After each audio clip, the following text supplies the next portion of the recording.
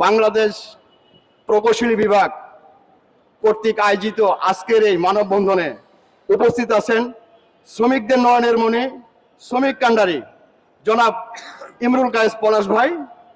তার পরিচয় আর নতুন করে দেওয়ার মতো কিছু নেই, আপনারা সবাই জানেন। আরও উপস্থিত আছেন প্রকৌশলী বিভাগের সভাপতি নাসির উদ্দিন ফারুক। আরও উপস্থিত আছেন সাধারণ সম্পাদক মোহাম্মদ শাহিন। আরও উপস্থিত আছেন অতিরিক্ত সাধারণ সম্পাদক মোহাম্মদ খোরশেদ সহ বিভিন্ন নেতৃবৃন্দকে, এবং কি ঢাকার বাহিরে থেকে আগত বিভিন্ন শাখার পর্যায়ে ওয়াইম্যান, গেটম্যান, মেটদেরকে, হেডমেটদেরকে আমি সর্বপ্রথমে জানাই আমার সালাম।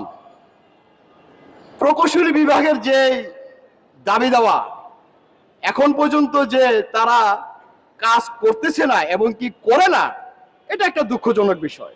আমি একটা ছোট্ট ঘটনা বলবো আপনাদেরকে। ঢাকার বাহিরে যে ওয়াইম্যানরা, একটা ওয়াইম্যান এবং কি একটা মেয়েদের সাথে 4-5 জন লোক কাজ করে, রোদে পুড়ে বৃষ্টিতে ভিজে রেল লাইনকে সচল রাখে।